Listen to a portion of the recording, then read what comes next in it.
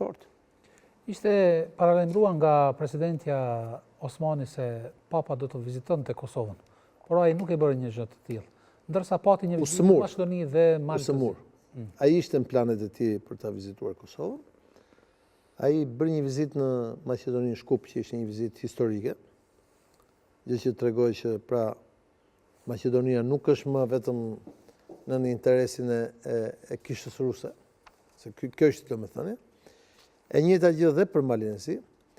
Pritja në selinë e shenjtë edhe të presidentit Thaçi dhe të presidentes Osmani, edhe të kryeministrit Haradinaj, edhe të kryeministrit Kurti, pra të përfaqësuesve të shtetit Kosovës, tregon që Vatikani de facto e ka njohur Kosovën.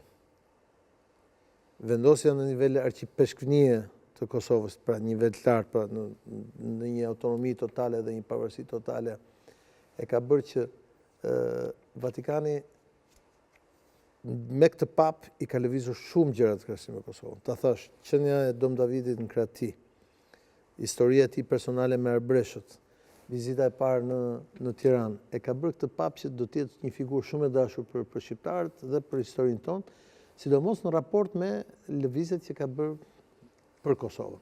Kuptohet, janë lëvizjet nga dalta, nuk bëhen kështu siç jemi mësuar në një deklaratë dhe bëhet një.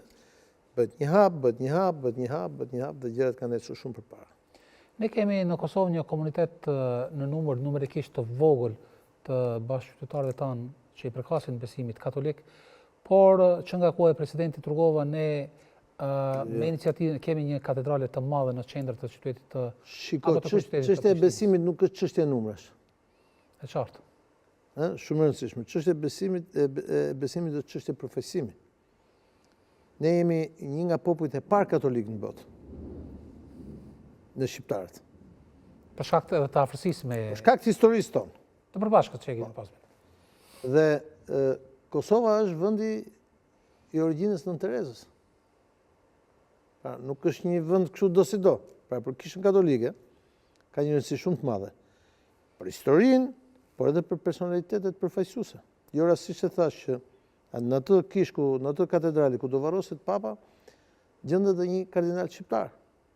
Pra, është e kundërta asaj që slavët janë munduar të thonë për ne, që ne kemi ardhur nga Azia, që ne nuk kemi origjinë, që ne jemi mbetje të perandorisë osmane që na ka sjellë me ushtri nga Azia etj. Faktet, historia e Vatikanit, arkivat e Vatikanit, se arkivat e Vatikanit janë mira vjeçare, tregojnë të kundërtën.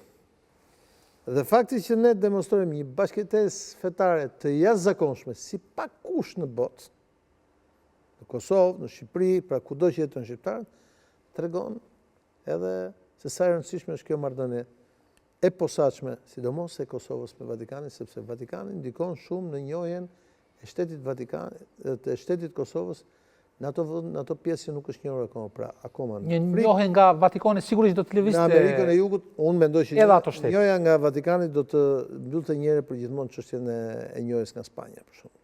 Edhe të Amerikës së Jugut janë një numër i madh vendesh. Po.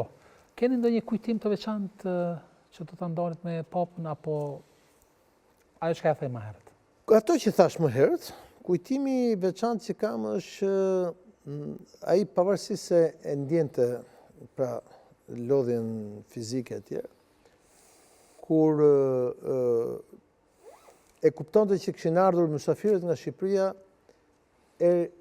merrte energji të mira. Për shembull, herën e fundit që e ka takuar presidenti Begaj para një viti mos gaboj, ai ka qenë një vizitë diku tjetër, i ka shkruar nuncit që unë do jem atje, pavarësisht se Papa nuk ishte në gjendje të mirë shëndetësore, ka thonë, po presidenti i Shqipërisë do ta pres.